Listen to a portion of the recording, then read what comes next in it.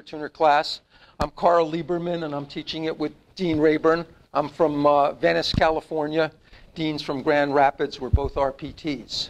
So I'd like a show of hands. How many people in this room currently use iRCT?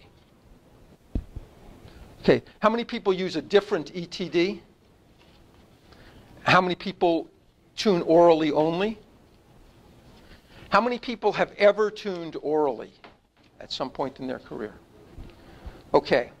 And how many people are experienced users of RCT?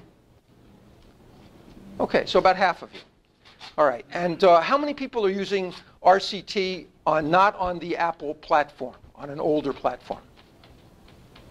Okay. Very good. So, what we're just to give you an overview, we're going to do a demo for you. I tuned this piano yesterday. And the killer feature, for those of you who use iRCT, you already know this. For those of you who don't, the headline is, this is really a quantum leap forward in tuning, what you can do with iRCT. Instead of tuning a piano to where you want it to be, you tune it to some imaginary place, and it settles where you want it to be. Basically, Concert Smart Tune is the killer app. It's just a game changer. So what did I do on this piano? This is a 15-year-old Steinway B. I came in yesterday, and this piano was at A440. It was in tune at A440. And I sampled this piano, and as you can see on here, it was at 439.9. Okay? And what I did is a one-pass Concert Smart Tune pass, and I brought it up to A442. In other words, an 8-cent one-pass pitch raise. And this is something, when we say Concert Smart Tune, this is what we mean. You can use this in a concert hall. I work at a performing arts center. The piano lives at A440. There are artists who come in who want it at A442. I have to come in before the rehearsal and just bring it up to 442. And really serious musicians are going to play it that night.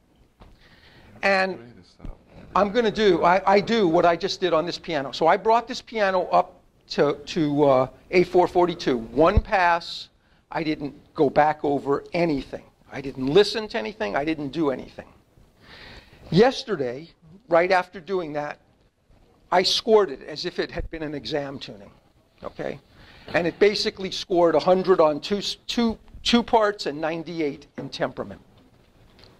I then came back an hour ago and scored it again. Now, this is 24 hours later, and this piano has been being used for classes, not for tuning, but for voicing classes, for all sorts of classes. It's been in use. I scored it again. It scored 100, a 98, and a 96. One of the things that Dean is going to do for you right now in front of you, we're just going to score it again. And let's just see. This is a piano tuned, 30 hours ago, and just whatever has happened, and this is the condition that it's in. We were kind of disappointed yesterday when we recorded it because we only got 1 point off, so it got a 99 and a 98. And we really wanted to show oral tutor, and it only gives us 1 point to show. So letting it be beat on and used a little bit gives us a couple more points. It dropped down to what was it, a 96 or a 95 today? Yes, a 96 and a 98. Okay. So yeah, just like the exam. It's exactly as if it was an exam. I tuned unisys as I went for the middle 3 octaves because you have to, precede what you're tuning and go past what you're tuning. But this was just I just did this like I would do every day in normal life. But again, what you did was you raised it from A440 to A442, 8 cents, which is not a really small amount, especially for a concert instrument. And what we're trying to just show is what Smart Tune ended up with. It ended up really, really close, and actually put numbers on that. Right. So, and what Dean is going to do right now in front of you, we have a new feature. You may have read about it in the journal. It's a mock tuning exam. For those of you out there who haven't passed your test, are there any associates in the room? Oh, wonderful. So this is terrific. The way that this thing works now, you can go out to work every day, sample a piano that you're going to tune, strip mute the middle 2 octaves, and do an oral tuning on it. Okay? And score yourself as if you did that was your exam. It'll take you 10 minutes to do this, okay? And then you can go and just tune the piano with CyberTuner like you always do. And if you do this every day, I'm willing to tell you that after 30 days, you're going to be able to pass the exam. You're going to learn so much by doing this and scoring your exam, because we have an expert system built into CyberTuner now that looks at your mistakes and tells you what oral intervals to listen to and how to correct your errors. And if you did that for 30 days, you would be able to pass the exam. This is just a game changer. Yes? You have to measure the piano first. You have to measure.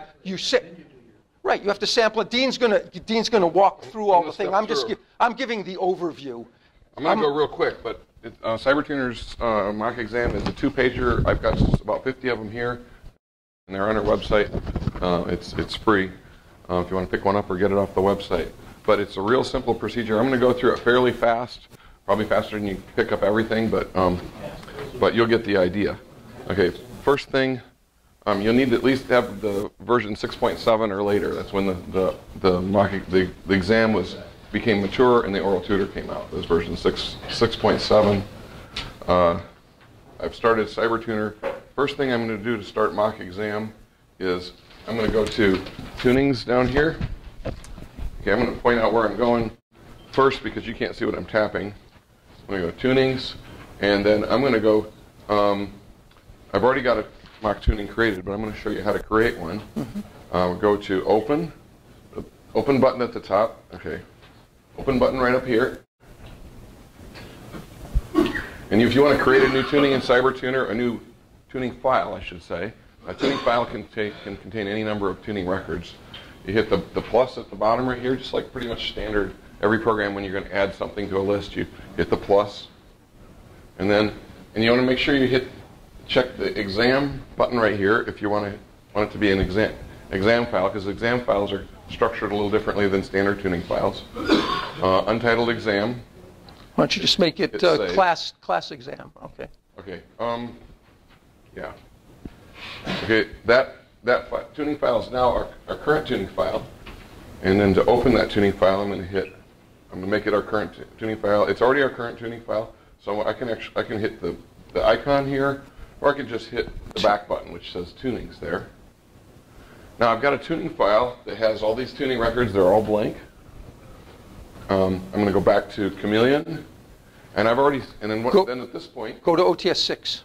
Okay, well, for what they're doing, they want to use OTS E. I know, but for today, you want to use OTS 6. Right, but we're going to use your tuning record. We're going to use your tuning file that you already used. You're not going to measure? Oh, I see what you're saying. Okay, this is actually calculated from that panel. Okay, I'll do exactly what you did. If you're giving yourself the exam, you want to use OTS 4, Octave Tuning Style 4, which is what it says right here, or better yet, OTS E was actually the best one to choose, because that'll match what they do in the exam. But for our purposes, Carl likes to tune OTS 6. On a Steinway B. On a Steinway B. So at this point, we've got a tuning file set up where we're all ready for a master tuning. Where do we get our master tuning? Okay, we could have 3 CTEs come in and tune for 6 hours until they stopped arguing and record it, or we could just hit the calculate button. Much easier, and it's going to get us some master tuning that's more than close enough for a mock exam. We've got CyberTuner's smart enough to make sure we want to overwrite it. CyberTuner's smart enough to know that it's going to put it in the right place for you in this tuning file. It's automatically going to put it in the master tuning. Okay, and we're going to hit tune, and it's going to remind us what it just did. It actually put it in the master tuning, but it also put it in the 2 examinee tunings, only for the purpose mainly of making sure that all the partials match. Now, the mock exam you'll be doing with CyberTuner uses CyberTuner partials, which are higher than exam partials, but as long as all the partials on all the tunings you're comparing match, works perfectly. So it's not going to be official exam, but the results are still valid. They're still just as valid as far as taking a mock exam as any real exam. Okay, I'm going to hit OK. And now I'm going to record, and we're at C3. So we've already tuned this piano Did you like restore this piano? I haven't touched it since 30 hours ago. I tuned it 30 hours ago and brought it from A440 to A442. Oh, good. So we should have at least a few errors. There'll be some errors, but the point is not only that you do such an accurate pitch raise of 8 cents, but this is now 30 hours later. I mean, you know, it's been used. The weather has changed. Is it a stable tuning? Okay, some of that is the tuner, of course. Some of the mistakes, some of the good. Yeah, well. Only the good parts. Only the good parts. At this point, we're going to hit to record the piano, we're going to hit the left listener here, and then as soon as we're happy the spinner stopped, we're going to hit save sense, and we're going to go right up and record the piano. It shouldn't take very long. So you're out in the field, you've just done an oral tuning on these 24 notes, and now you're going to record it. So I just hit left ear. The spinner's stopped and blushed. I'm happy with that, so I'm going to hit the save sense button right next to it.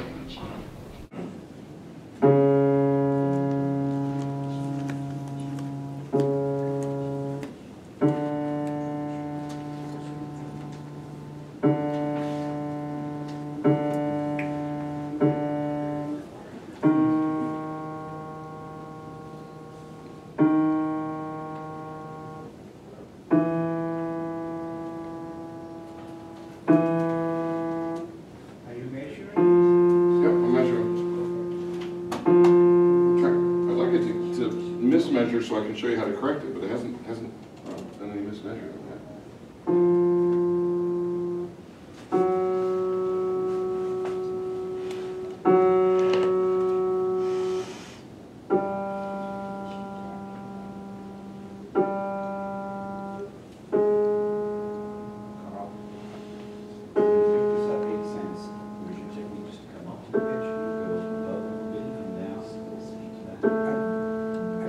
Let's go through it after I want to start the same.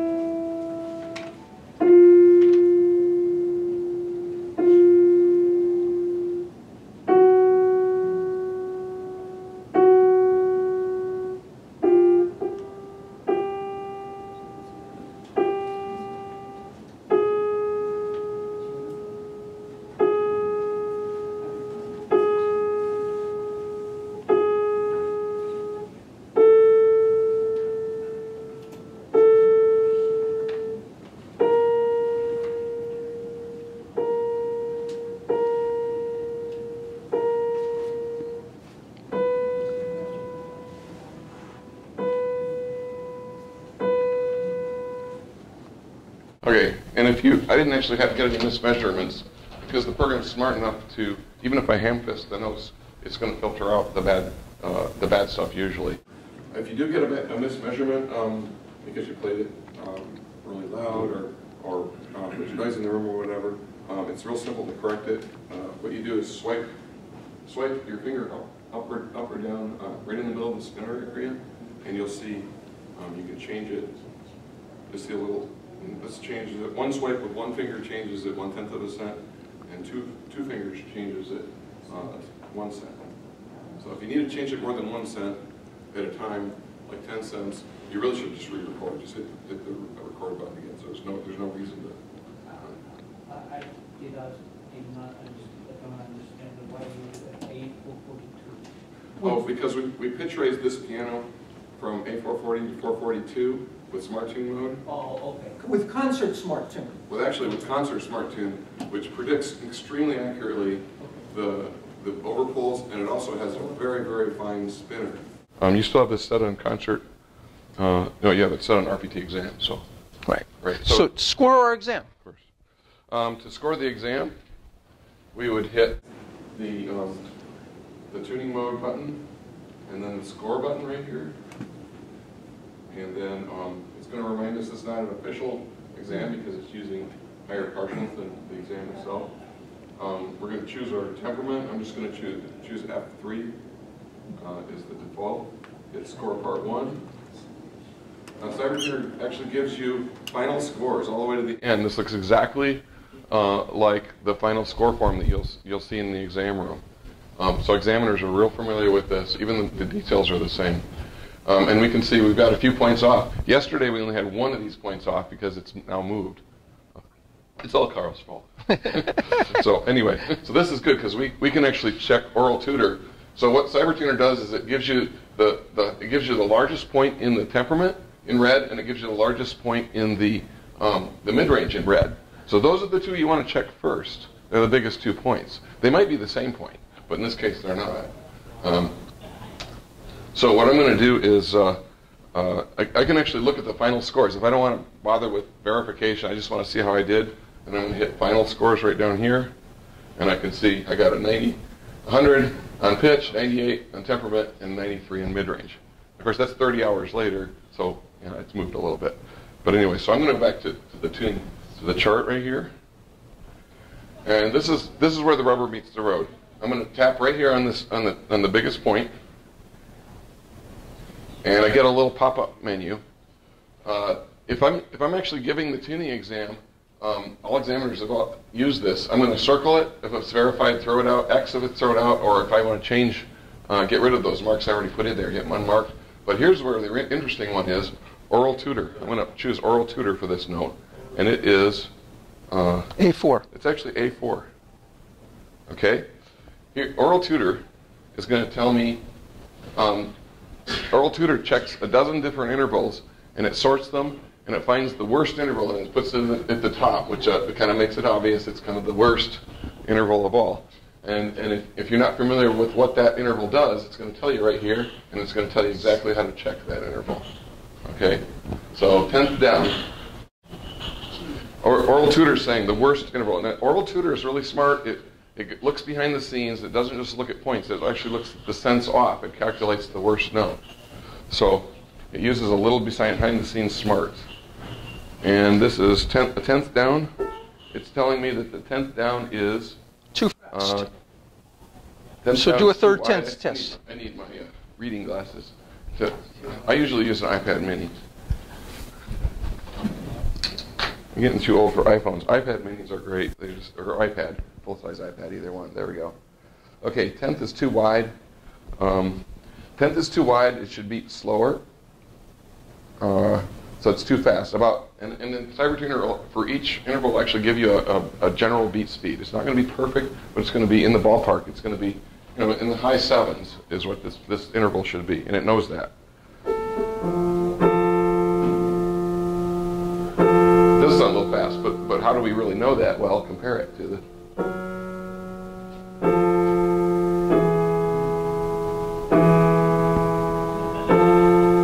This one's really fast, and then this one's, in the ballpark. So we can verify that's true. If we'd like to check the next interval down, like the 5th, it's saying the 5th is almost as bad. Not quite as bad as the 10th, but the 5th is also incorrect. And we're going to check the 5th is too close to pure. 5th should be slightly narrow.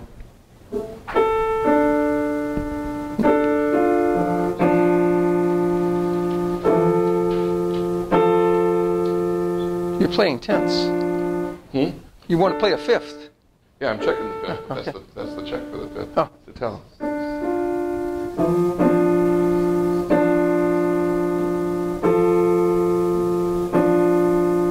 This is hard to tell because they are really close, but they're pretty fast, so it's hard to hear a little bit. But I can hear they're really, really close to each other. But just playing the 5th itself,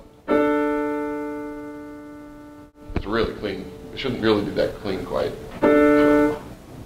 And anyway, you can go down and listen to the 4th. It only gives you the top 3 worst intervals, and then the top one at the top is the worst. And it does this for each note.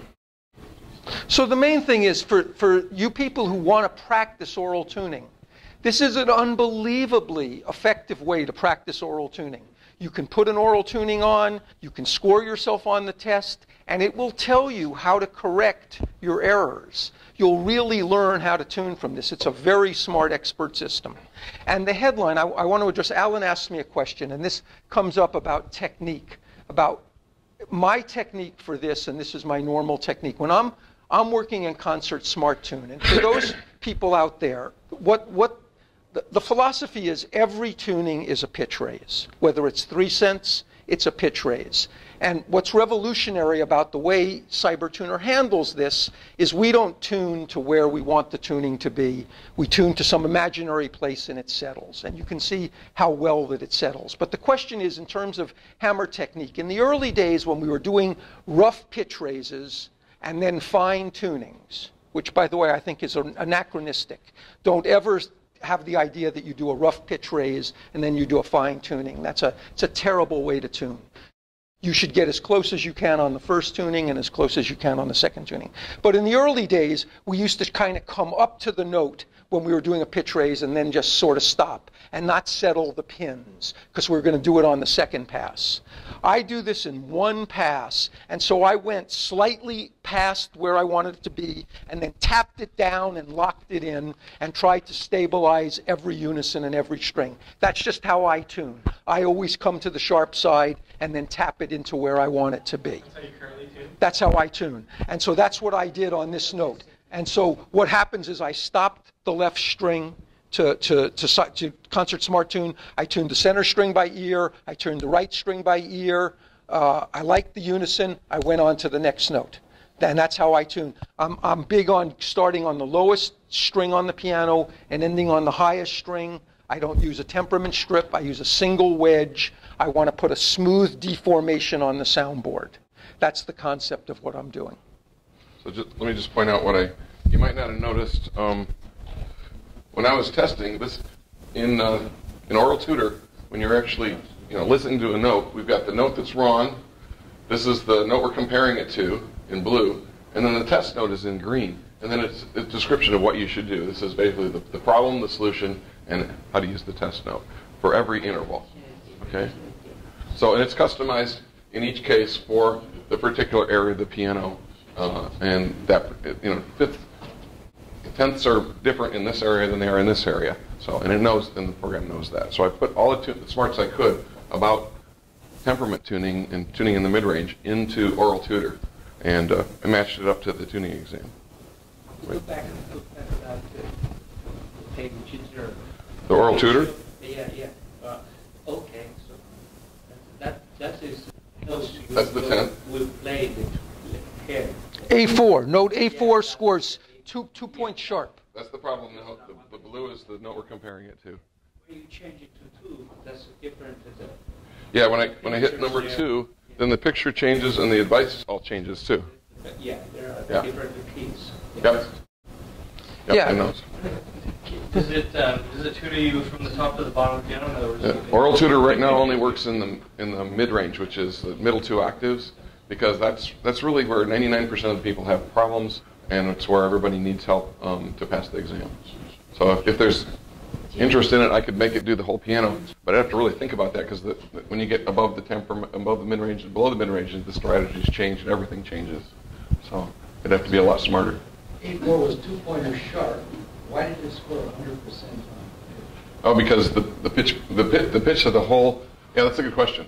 The pitch of when you score an exam, there's what's called a pitch correction number, and the pitch of the exam of the examining tuning is adjusted to the master. Once you score pitch, then you throw that out and say, oh, that master is that examining was actually flat. We're going to bring it up so we don't score pitch again, and then that can actually take A4, which was perfect, and now make it sharp. Say, that's what happened in this case, probably. So. Well, what's happened, I didn't get 100. What's happened is the air conditioning has come on, and this is, the bane of our lives is if you're somewhere where the air conditioning cycles on and off. That's the main thing that changes your tuning. I want to just make a comment about the way I tune now. So, when would I use fine tune? When do I use concert fine tune? And for those of you who are not familiar with the new devices, why don't you show them a screen so we see The tuning modes? Just show them, the restricted in cyber ear in concert mode. Cyber ear in concert mode. What we've done, what's so powerful about this platform using the iPhone is the processor is very, very fast. The screen refreshes very, very fast. It's very, very dense. And so you can have very, very fast graphics that are very smooth. And what used to happen on the older platform, if you speeded up the graphics, they were jumpy. And it sort of made you jumpy to be tuning. And now these are very, very smooth. And so you can have them really hot-rodded. You can have them at very, very fast settings, but it's very calm to work with. Okay? And I'm just a calm guy when I work. You know? Yes. For the mode, do you have the iRCT, the or to the temperament? We do. We do. We're going to cover that. We're going to get to that. That's been added this year. It's a new feature. We have a tuning mode called oral temperament mode, and that's one of the. It's coming up soon. So. Carl, one other question. I get smooth blue spinning on my iPhone. On my iPad 3, is the signal jump. So The most likely thing is you have the speed set faster, or you have a whole bunch of programs running in the background. One of the two. So exit all apps. Or a third thing, if you can walk them through this, we have two different preferences. We have a preference in CyberEar and a preference in Chameleon with two separate gain settings on the microphone. And you can do them independently. And sometimes, if you'll raise the gain in CyberEar, you'll get a smoother spinner, especially up at the top of the piano. You know, I can raise the gain and get a very, very stable spinner on C8. So to adjust the preferences for any particular tuning mode, you got a little spinner with a gear on it here, and that's the key button. What that'll do is, in this case, for Smart Tune mode, when I hit that, and when I'm in Smart Tune mode, I can change all the properties, if you want to call them, or prefs, for the spinner when I'm in Smart Tune mode. So if I hit that button up there at the top, it reminds me we're in Smart Tune Concert in this case. I can set how fast the spinner. Carl's got it almost to the bleeding edge here, and a number of other things. This is a new little thing here. We've pushed in the last couple of versions. We've pushed people just a tiny bit with the spinner speed. The spinner speeds have automatically pushed up to just a tiny bit faster because the hardware's gotten so much, and the software's gotten so much better at displaying it real smoothly and fast that it's more useful. But we've also turned down the smoothing. Okay, there's a new feature here. You used to be able to just turn this on and off, and now it's set just a little faster. The smoothing is set to medium, and what this does is sets. You can either have you really have a choice. You can have a spinner that's really super smooth and easy, or you can have one that's really jumpy and fast. But you can't have it super fast and smooth at the same time. So what we've got three settings: medium, which is a compromise between the two, or we have a new setting this is actually what it used to be. The default was smoother, or we have a new setting here that's faster. Now it's a little more jumpy, but this is basically puts the spinner right on top of the metal, right on top of the microphone, and what you get is just as fast as it possibly can be. The spinner's going to be a little jumpier, but you get it a little bit faster. If I can be more specific, so what happens when CyberTuner is measuring a note? There are little time slices that go by, and it either measures the first time slice, or it measures the second and averages it, or it measures the third and it averages it. That's what the smoothing feature is. When you have it faster, it just takes the first time slice and looks at it. When you have it to the middle, it takes the first two time slices and averages it, and three, it averages three. You know, that's your choice. So that would be the same with the accuracy. Is it the same accuracy? The same accuracy. It's some people, you know, people tune differently. A lot of people tune unisons. There's a lot of people who feel that the best way to tune them is as fast as possible, just to kind of go right for it. I'm someone who listens. I like to let them linger for a second, you know, and kind of tune them that way. It really just depends on the preference of the way you tune. It's not a real big difference, but you can see it. I mean, in the middle of the piano, you're only talking about the difference between 1/10 of a second, 2/10 of a second, and 3/10 of a second averaging. Just for instance, I don't remember exactly what it is, but Right. very small amount. But don't just push it to faster because you think it's more accurate. It's not necessarily. It depends on how you tune and how advanced you are. Like Carl likes it all the way up faster or not? No, I'm using the middle. Yeah. Okay, that's what I prefer is the middle. The middle is more than fast enough. I used to use it. Oops, sorry. Gonna make everybody our sake here. Okay, gonna keep it up. I'm gonna You can change the rotation. here. I just locked it. Yeah. Okay. That's better. Okay, now I can do whatever I want. Yeah, most people should really be using in the middle right here. Yeah, if you're a beginner, you're a beginning tuner, you should be using it over here probably. So do me a favor and just show them the window. And I want to just, for those of you who know, you'll know this, but Which those window? of you, the cyber ear window in concert mode. And we used to have the normal window was 25 cents and the kind of dark gray circle was 10 cents. When you go to concert mode, the window is 10 cents and the dark gray window is 4 cents. So the display is 2.5 times more compressed.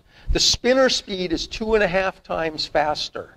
This is really taking all of it's giving you incredible feedback between your eye and your hand.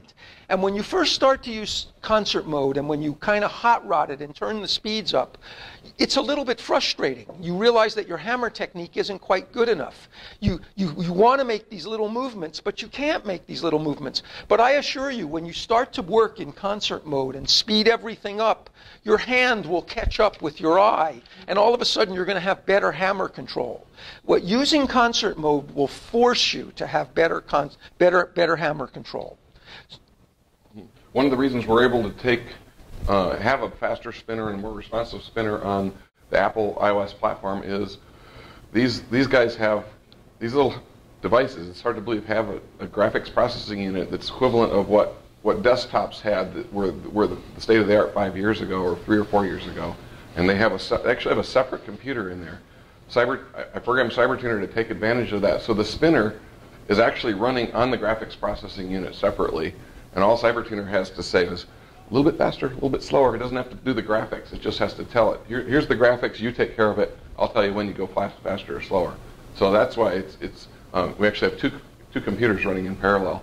And it actually, believe it or not, it actually takes a lot less power that way too, because the GPU is running anyway. So it keeps the CPU, which takes the most power, running slower and running not running all the time. So once we took advantage of that the graphics processor, the power usage on these went way down. So most people their iPhone lasts all day or more. Just understand something about us as a company, and I think when you realize what's going on, we come out with a new version of CyberTuner at least every week. Now, you don't see it. We, within the developers, are constantly, every day, Dean is programming. Every week we have a new version. We're constantly pushing this forward. Every month or two, we release a new version to you, and you see it. We make sure it's stable. We make sure it's steady. But to devote that type of resources, and not just to improving CyberTuner, which of course we're doing, but Apple comes out with new OSs. They're going to come out with OS 8. We're going to be ready for it. The day it comes out, we're going to run on it. We were ready for iOS 7 right when it came out. And we released an optimized version within 30 days when iOS 7 came out last year. Apple doesn't actually let me release an iOS 7 fully tested one when iOS 7 is released, because just the way their system works. But when you realize that, and you realize how much energy goes into, you can only really be on one platform. If you're going to be really constantly innovating and doing new things, you can't possibly work on more than one platform. I want to just finish one other thought that I was saying. When would I use Concert Fine Tune? Okay, so I use it much less. If a piano is really close, if it's 1 cent close, even if it's minus 1 cent, then it's on stage. And I have to say, if I had a stage piano that was at minus 1 cent and solid as a rock, I would goose the A's up to 440 and leave the rest 1 cent flat. Okay, I wouldn't mess around with it. But what I like when a piano is really close, I like to use fine tune, concert fine tune, because it's not accentuating any errors that are there. It kind of things that are close look like they're close, and it's not telling me to move it up a little bit more or down a little bit more. And I'm a big believer in performance situations. The most important thing is stable unisons. If you have stable unisons and the thing is a smidgen off, declare victory. No one can hear the difference. All anyone cares about is stable unisons. So in those situations, I use concert fine tune. Everywhere else, when it's 3 cents, 5 cents, 8 cents, 10 cents, I use concert smart tune, and I tune in concert smart tune most of the time. If it's more than 10 cents, I just use regular smart tune. But I've hot rodded the spinner in smart tune, so it's going as fast as it is in concert. So I can do a 20-cent smart tune in one pass, and it's probably going to be perfect after one pass. If I'm in someone's house, I'll go back, I'll clean up a couple of unisons. But you really can do 20-cent one-pass tunings that are real. Yes, you can. Mm-hmm. And now we have a new feature. So we used to have Smart Tune was up to 25 cents, and then we kicked you into pitch raise, okay? And now we have large Smart Tune. Smart Tune now goes, there's a 25-cent window, there's an 8-cent, a 10-cent window, a 25-cent window. So we have the latest version, just within the last couple of weeks, has a Smart Tune mode that goes from 25 to 50 cents flat. We've actually gotten rid of small pitch raise mode because this takes its place. Smart Tune uses much more accurate overpulls. It also grabs more information from you, the tuner, about where the breaks are, and you end up much closer. If the piano's, honestly, if the piano's 35, 40 cents flat, you're still going to have to do another minor pass, of course. But this way, with large Smart Tune mode, it's going to get you much closer than small pitch raise, the old small pitch raise mode would have. Which mode is better to use, or same? Is fine tune and smart tune if we tune a concert piano only 1 or 2 cents different? I would use, in that case, I would use a fine tune. I would use, if it's 1 or 2 cents difference. If it was more than 2 cents, I'd do concert smart tune. Okay, but the easy way to tell though is concert smart tune starts to get kind of slow in recording the note, and it starts to record them longer, because when you get down to like 1 cent, then the overpull is really important to be accurate, because it knows that the piano is really close, and it starts slowing down a little bit. And if you see that annoys you a little bit, then switch over to fine tune. Okay. If you see smart tune, its overpulls are less than 1 cent, or the piano's less than 1 cent. Yeah, and you'll see smart tunes take just a little bit longer to record the note, and that's on purpose. It's intentional, because it needs more data for a longer period. It extracts more data over a longer period of time for really small pitch raises. So let me say something about this piano, and this is not true on any of the other versions of CyberTuner, but on the iOS version. This is a Steinway B. This is a 7-foot piano. This has a stiffer soundboard. This piano is not going to react to an 8-cent pitch raise as a small console is. Or it's not going to react as a concert grand is, and it's not going to react as a 6-foot grand. So CyberTuner is smart. It knows whether you're tuning a 9-foot piano, a 7-foot piano, a good piano, or a poor piano that are less than that. It knows. You don't have to tell it. It can figure it out from internal. No, you don't manually set it. It knows. And what? It either knows, or in some cases it asks you. Well, that's when you created the tuning, but when it has to decide how to overshoot. It already knows. So when I did this piano, it knew it was a 7-foot Steinway B, so it didn't overshoot like it normally does when you're working on a U1. That's how it was able to get so close. It knew it was a 7-foot piano, and it compensated for that. Yes? Does this version tell you if it's a good piano, bad piano, and how much it's worth? Yeah, it does. If it's a Lester spin, it just shuts down. So I want to just show you something here. This is our standard overpull charts, and I want you to look at the first one is a pitch raise for a C3, and I want you to see there's a lot of flat spaces. It's fairly unrefined, and when you used to do, like, let's say a 30-cent pitch raise, you wouldn't end up that close because you were overshooting kind of not as refined an amount. If you look at the second chart, that's a smart tune overpull for the same piano, and you can notice there's lots of little fudges that are going on, and it's taking fudges. What? You're going to call my smart adjustments fudges? No, it's custom tweaks. Thank you. That's what I meant to say, of course. Okay. And so, but it knows more, and that's why in Smart Tune it ends up so much closer than just a pitch raise. And then if I look down here, look at this. This is a Yamaha CF, and look at the, for instance, it looks a little different because the way it puts these little tweaks in there is because you tell it where the plate struts are. It only takes maybe a minute or 30 seconds to tell it where the different plate struts are by telling it where 4 different notes are. But that's really important information for Smart Tune.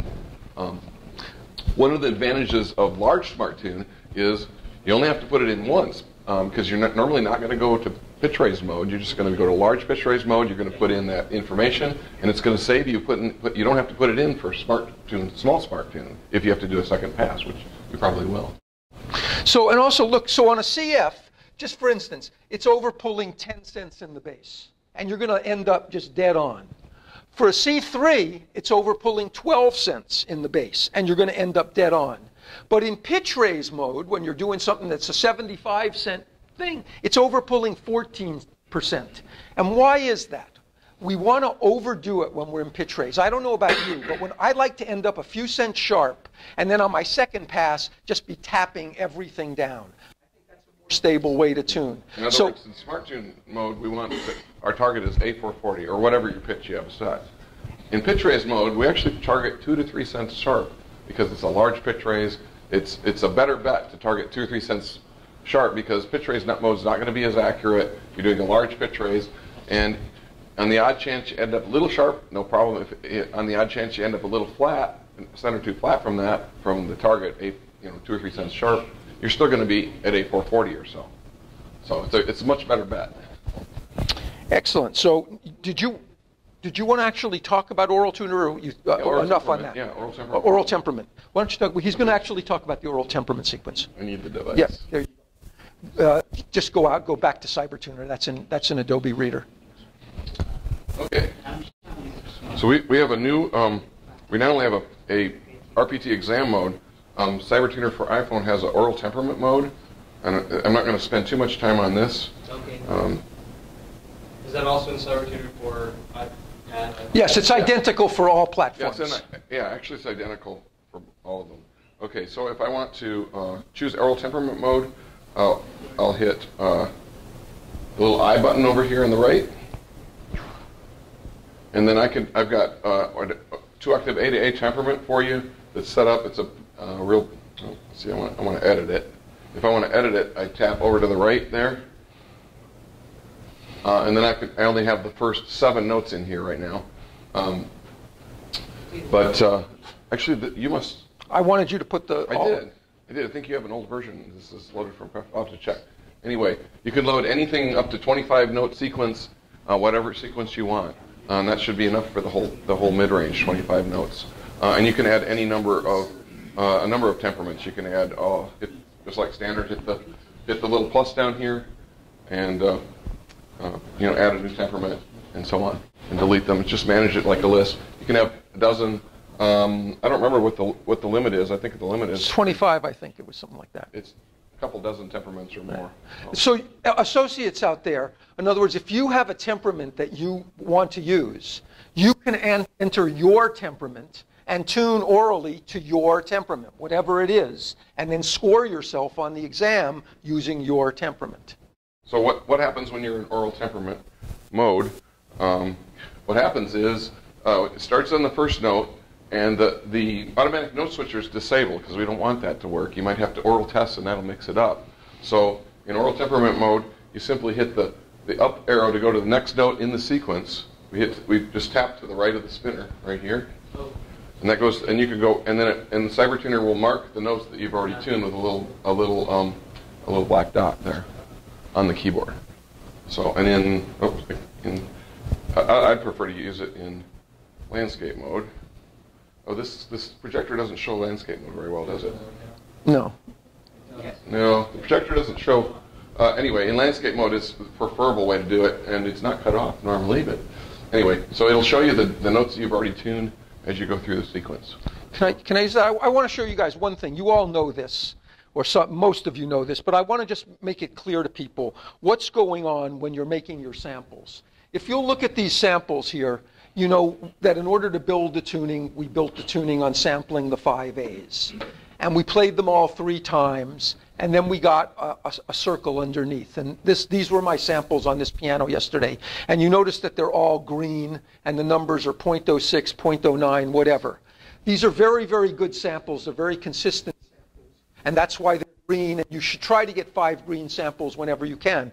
But I put together just a little chart to show what is actually going on with variance numbers. And what happens is CyberTuner usually is sampling 4 partials whenever it samples a note. So this is on A2. On A2 it samples the 2nd, 4th, 5th, and 6th partials. And it lays the 3 samples on top of each other. And if you look at sample number 1 on the let's say on the 6th partial, those are the values that you get.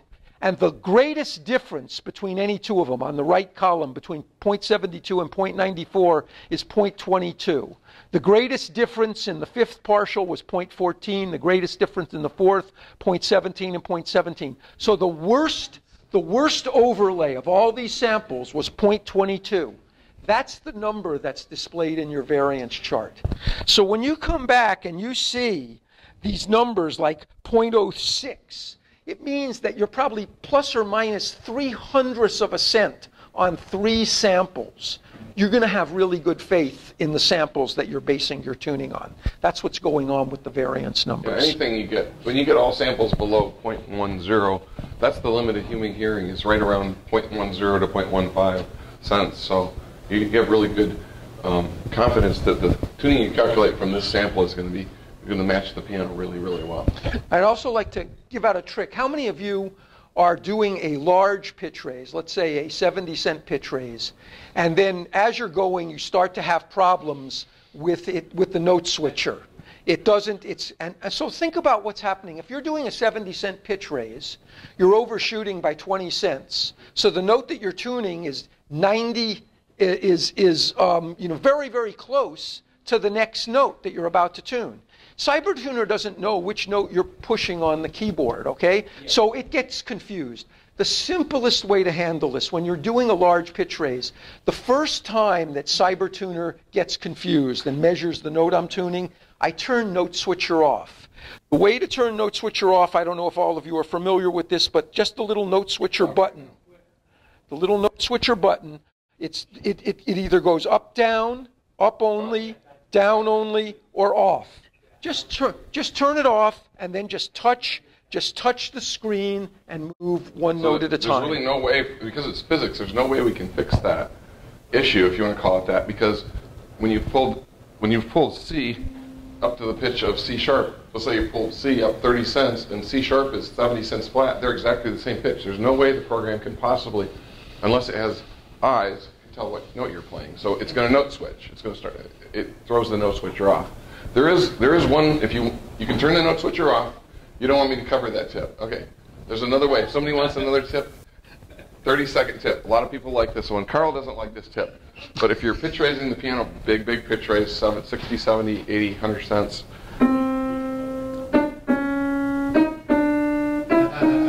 Play that, and then it pulls the note switcher into going up to the next note, and then just play a little staccato note.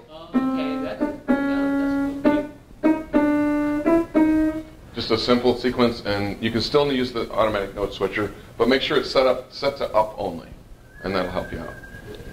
Good. Okay. So let's just take a break here and just ask, does anyone have any questions?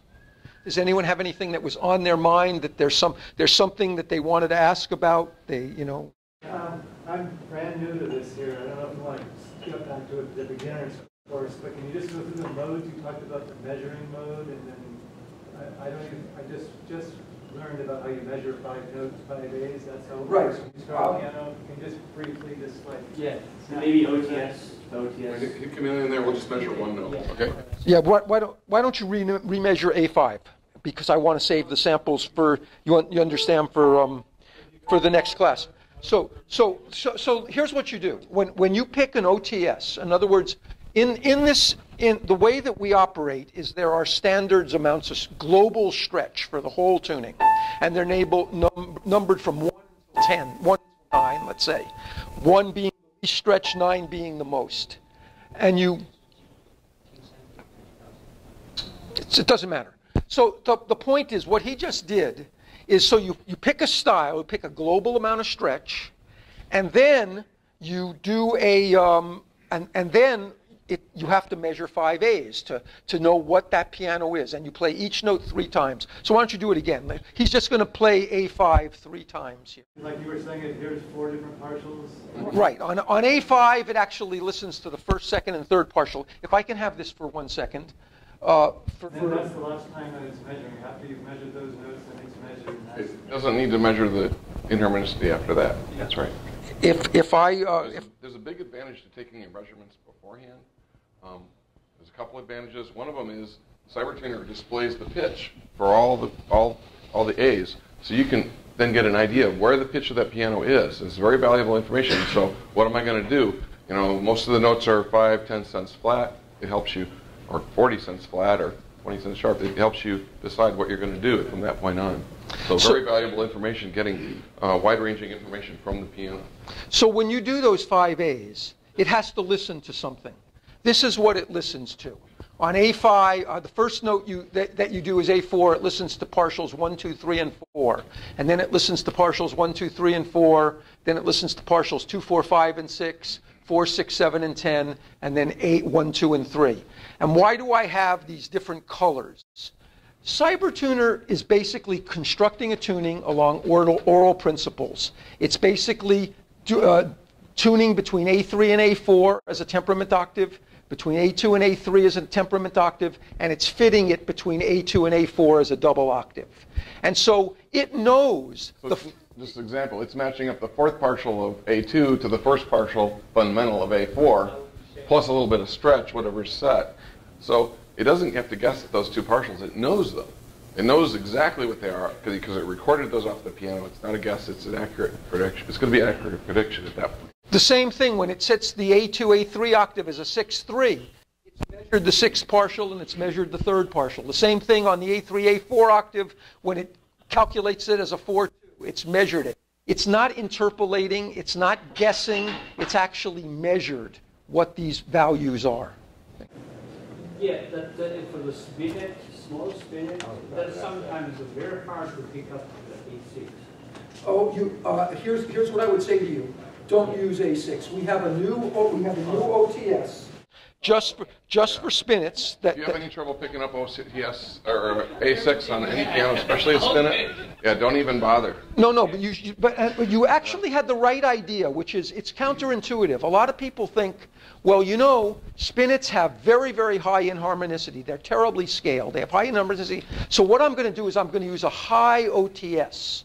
And that's how I'm going to deal with it. That's the worst choice you can make. You actually want to use a low OTS. Why? Because of this high inharmonicity, the octaves are so wide, okay, that if you then decide to stretch them wider, they're unplayable.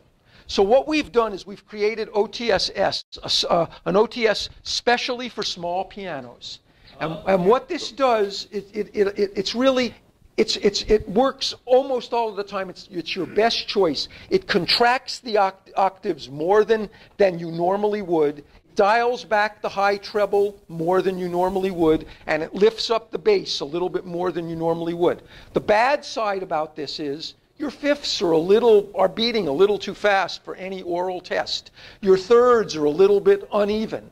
But your octaves are all relatively clean over the piano. And if you're working on a little spinet piano, that's about as good as you can do. If you get relatively clean octaves, declare victory. Okay? Alan? When do you sample A6? Only for low OTS 1, 2, 3 or exam. And that means only when you need to know what the single octave, when CyberTuner needs to know what the single octave is from A6 to A7, that's the only time you need that. If you have trouble getting A6 and you really want to get A6 for some reason, you want to tune OTS 1 or 2 or 3, and you can't get it, the best thing to do is just change to OTS 4, record, and ignore A6, and then go back to OTS 3 or 2 or 1. Well, here's what's going on, just so you know. The 7th octave is calculated from OTS 4 or above. It's calculated as a double octave from A5 in some way. When you go to OTS 3, 2, or 1, it's mixing a double octave from A5 with a single octave from A6. So it wants to know what exactly is the single octave at A6, so it wants to know the second partial. That's why it asks you. And to follow up, in what situations do you guys use OTS as 1? I never use it. Okay? I'd use OTS 3 on a small Asian-made pianos. They're like consoles and such sometimes. Just makes it quieter. Tuning. It's not a very big difference from the OTS 4, but I might use it. I use OTS-S if I want to, because it's going to shrink it a little at the treble and the bass. Those are good pianos. They're actually fairly small. Right. I would disagree with Carl. We disagree once in a while. I would use OTS 3 on that piano, maybe 2, probably not 2, but 3 on the like small Yamaha consoles and such. And Kawais, that sounds good to me. 1947. 7? So let's make this a discussion, and I'll get your input on this. This is just what I do. This isn't right or wrong. The reason it's an octave tuning style is because it's your choice in how you tune. I tune most pianos to OTS 4. That's a relatively stretched tuning, believe it or not. Those are double octaves up at the top. I tune small Steinways to OTS 5. I tune Steinway Bs to OTS 6 and Steinway Ds to OTS 7. Okay, and I also do, for big Baldwins, I'll use OTS 6. I don't use OTS 7 for anything but Steinway Ds. Okay, most of my tunings are 4. If I'm working on good American pianos like a Mason and Hamlin or a Baldwin, something like that, I'll lots of times use OTS 5.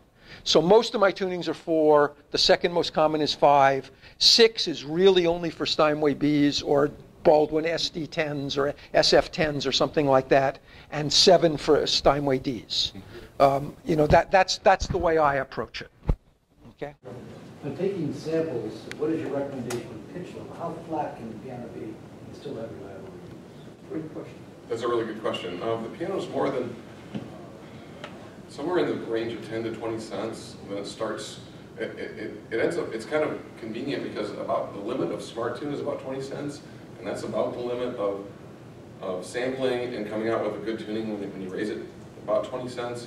You're actually approaching it. At 10 cents, the difference in the intermittency when you record the piano and raise it 10 cents is not very significant. Maybe for a concert instrument it is a little bit, but for most pianos, 10 cents is no big deal. 20 cents, you start to see a little bit of effect because the intermittency gets lower when you raise the pitch, and if you resample at A440 rather than 435, which is 20 cents flat, you're going to get a little bit different, but it's not a big deal. But once you get more than 20 cents, then you really need to resample.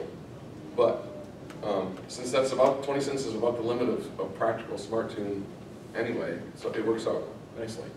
If the piano's 25 to 50 cents flat or more, you're really better off to use a target which is pre-calculated rather than recording the piano. And one from the tuning library that we have, or one you've created for that piano would be perfect if you have one for that particular piano, because if the piano's 25, let's say the piano's 50 cents flat, there's really no possible way in the universe to get that information off the piano unless you recorded it at A440. If it's 50 cents flat, there's no way to predict. I've worked on projects where Nate came up with an idea where, is there a way to predict how much intermittency changes? And we did a project on that, and it turned out it's quite unpredictable. The intermittency usually goes down, but it goes down, when you raise the pitch, it goes down in unpredictable ways a little bit. So there's not really a good way to predict it. So we have a new feature that I would also like to point out. We have at the bottom of the OTS style, we have a new thing called the high treble OTS adjust. And you can also save this as a default. There used to be CEQ, and there were all of these ways to play with all of these sliders. We have a few users who are clamoring for that, but most users never used it. But the one area that people did use it, where it was most useful, is in the high treble. Think about what's going on when you use CyberTuner. You create a global stretch, and then the higher the OTS number you use, you give it an extra kick of extra stretch up in the 7th octave. Well, lots of times I don't think that that's a good approach. I've been influenced by Don Menino, especially when he works on the Shigurus, but on a lot of Asian pianos, that there's something really special about 2-1 octaves up in the high treble. And the reason is you get a lot of sympathetic support on these undamped strings. So if you're playing D6, if it's close to a 2-1, it's exciting D7. And so I actually like to dial, I like a lot of stretch in the piano, but a little bit less stretch up at the top. And this allows you to say, okay, I'm tuning in OTS 4, but I'm going to bring it down 2 OTSs just for the top 7th octave. Or some people, and by the way, we have people among the beta team, there were people who said, oh no, I'm tuning in OTS 6, but I want 2 more octave stretches up on the treble. It has to get up above plus 50 on a Steinway D or it's just no good. Okay, there's, you have to understand, the high treble is fundamentally arbitrary. There really isn't a right way to tune the high treble. Different people prioritize different intervals. There just isn't a right way, and it's really what you've come to like for whatever reasons you've come to like them. But this now gives you the flexibility to do exactly what you want. And it does it in a really simple way. This is much simpler than our old custom equalizer because it's only high treble, and this little slider, let's say not an uncommon thing is somebody likes Cybertuner's tunings, but they change tuning styles now and then from 4 to 5 to 6 to 7 like Carl does, but they like just a little bit, they always just like just a little bit more stretch in the high treble than Cybertuner gives. All you have to do, if you like that, is to give it, let's say, a +1 right here, and move this over to the right, give it +1, and then set this little switch right there. Now, from now on, you're going to get a little juice in the high end. No matter what you set your tuning style to, you're going to get, if you choose OTS 4, you're going to get OTS 4, but you're going to get a high treble of OTS 5 because it's +1. If you set it to OTS 6, you're going to get OTS 7 in the high treble, and it'll always come back to that. This is a one-time deal. I set that to the default. It'll always remember that. So it basically makes a real easy way, and a real easy way to think about it too. It just adds 1, or even it's fine enough to just adjust a 0.5, half of a tuning style. So it's really, really fine adjustment. We're actually adjusting it right at the control point is actually A7. So, but it affects A6 a little bit too. So it affects from A6 to A7. Mostly it affects the top half of the top octave, but it affects basically the top octave is the best way to think about it. So and just to let you know, we're constantly some new features that we're hoping to do for those of you who use. How many people use iPads to tune? Okay, we're some of you older guys with weaker eyes. But we're planning to come out with a native iPad app. Right now it's a joint app. It runs on iPad and on iPod and iPhone. But we would like to have just a native one for iPad with slightly different graphics that we can make use of the bigger screen. There's constant things that are in development. We're working, Dean and I have... To be clear, it runs on iPad perfectly right now. Yeah. But it runs as an iPhone app. So that's one of my projects for later this year, along with iOS 8 converting to 64-bit. You can see we're constantly developing this, not only coming out with new tuning features, but also compatibility and making sure our customers who've invested in our product are getting the latest thing that runs on the latest Apple hardware out there. That was great because we've got to spend some time together. We're 2,000 miles apart most of the time, and we've got some good ideas for some new features. We really had some good brainstorming. So we're constantly looking at ways to push the envelope. And if any of you have any ideas, you can tell us about it now or tell us at the booth or, just drop us an email. But at this point, we're close to the end of the thing. We'll talk about anything that anyone wants to talk about. Does that high treble, does the +1 have a real world correlation, or is it just the? It's one OTS style. Okay. One It OTS. does, yeah, exactly one OTS style. We have a chart in the manual that shows you exactly what that is, but it relates back to whether you're tuning to double octaves or triple octaves and compromising between them at A7. But the cool thing is it smooths that high treble right down and feathers it in, so there's never any jumps or breaks or anything. So the best thing to do is if you find, use a standard tuning style And once you find that you like just a little bit more or a little bit less on the high treble consistently, give it another 0.5 or 1 right here, and then listen to that. It's the best thing to do, and it'll match your tuning style really closely. That's basically the bottom of, or the top octave of the piano is where people's hearing and where their preferences vary the most, the most widely. So this gives them exactly what they want. And the cool thing is it'll remember exactly what you want. So for instance, I just want to also walk you guys through the graphs. How many people ever look at the graphs? Okay. The main thing about the graphs to me is that you can spot something that's bad. If you had a bad sample, it'll show up because you'll have like a discontinuity in the graph. They should be smooth. But the main thing I want you to see is that there's options in the graph. You can turn, this is the default for the graph, just the old straight lines. And look at that. Something weird happened on that graph. Okay? Look at that thing up in the... You just did that, right? Yeah. Did I? No. If you see something weird like that, you definitely want to pay attention to something like this guy right here. Right, and it make you think, well, I should take a look at that. Changed something.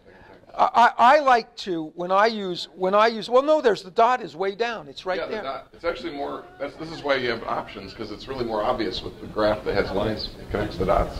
But the thing I'd like to say to you, one of the things that's going on with CyberTuner is CyberTuner it's focusing on one partial for each individual octave. And like, for instance, on this piano, it's the 10th partial, the 6th partial, the 5th partial. This is what it's focusing on. And it has to transition from octave to octave. And the question is it going to be a smooth transition, or is there going to be an anomaly as it switches partials? One of the ways that you can see that is to see how parallel these graphs are to each other. The more that they're parallel, the more seamless is the transition when you go from one partial to another. And it's easier to see the parallel if you turn on one of the options here. Yeah. If you turn on offset to harmonic, right there, it's easier to see that. It's hard to explain the math a little bit, but you're better off whenever there's a gray line to compare the parallelness, if that's a word, of the gray to the next one above or below, because these are offset because of the way in equal temperament works. They're offset. Okay, this is offset by 13 cents because it involves a major third. So these are easy to see. I've got two other things to cover on the list here. Go ahead. Just a few months ago, last year, I made an arrangement with a gentleman in Ireland who's one of the world-renowned experts on unequal temperaments. His name is Claudio Di Veroli, and we license all 57 of Claudio Di Veroli's temperaments, and they're in the latest CyberTuner. Let me pull up. Make sure. Yep. Set. We've made it super easy for you to use non-equal temperaments. When you calculate a tuning and save it, you hit the temperament button, and you've got a choice between all 57 Owen Jorgensen's temperaments or 57, the same number, or is it 56, of Claudio Di Veroli's temperaments. And Claudio has a book on the web that's $25. It's a great book. If you're interested in that area, it's probably the best source material that's current in the world. One cool thing about how, and if you don't like any of those temperaments, you have somebody who provides you with the 12 magic offsets. You choose user, you can put those in, and you can put your own temperaments in. So CyberTuner's, the latest iRCT is a champ at doing this. We've basically got an exclusive license for Claudio Di Veroli's temperaments, so you're not going to see these anywhere else. There's a whole list of them there, and the best description is just to get his book. You can get it online. It's only available as an ebook, but it's really reasonable. It's like $25. So it's a no-brainer if you use non-equal temperaments regularly. And I'm not going to get into whether Jorgensen's are better or Di Veroli's are better. There's a lot of people on both sides, but we've got both of them covered. How many people read the letter from Bill Bremer about Fred Sturm's article? So you can see people in the non-equal temperament world have very, very strong feelings about these things. They do. But we've got you covered. CyberTuner does the non-equal temperaments really, really easily. For instance, if I want to choose a temperament, I can see what temperament's chosen right now, equal temperament. The temperament's embedded in the tuning record. So the cool thing is, I can convert this temperament, convert and tune, and now it tells me what temperament I'm tuning. Vivaroli's MEVI, it's a little shorthand for which temperament it is. And now, if I wanted to go back and change. Show the graph. Oh, you want to see the graph? Okay. Let's see. There's the, oh, yeah. The graph is, yeah. This is a Pythagorean temperament, so I don't want to see the dots. But there we go. So, yeah, this is way, way far away from equal temperament. So, but the cool thing is here, if I want to then convert that temperament back to equal temperament, I can do that. Without resampling the piano? No, you don't need to resample the piano. You want to change OTS? Can you do that without resampling? No. Right now it just records the temperament in the tuning record. I'm going to go to the. I didn't rename it, so that was my fault. It just starts with a. Okay. This is the temperament right here. But look, I can go to temperament. It shows me. Yep, that's the, this is the temperament. It knows what temperament it is. I can switch that back to equal temperament or any other temperament on the fly. So you're not going to get mixed up with temperaments. You're not going to lose your samples or lose your tuning by converting it and not be able to go back. You can always go back, or you can always go back to an equal temperament or whatever. Open it the next time, will that save to have the temperament that you chose the previous time? Yes. It records the temperament in the tuning record, and then you can change it or go back to equal temperament, whatever you want. What cent offset? If you have like a 5-cent offset, will it use the next time? No, it will not. It'll always open in Well, A440. the tuning records are always saved at A440, and if you want a different pitch, it's super easy to do that. You just tap the pitch at the top right, very top right, and choose what pitch you want right there. Sensor hertz. So I just have a question. Yeah, that's by design. It's much safer to save tuning records at A440. Otherwise, you go back and you saved it at 443. Well, what if you forget that you did that? Well, then you remember where you tuned that piano. You can put it in the header in the tuning record what you tuned it to if you want. But that's much safer because you might not want to tune it to that, and you might not know you're tuning to that if you save it the other way.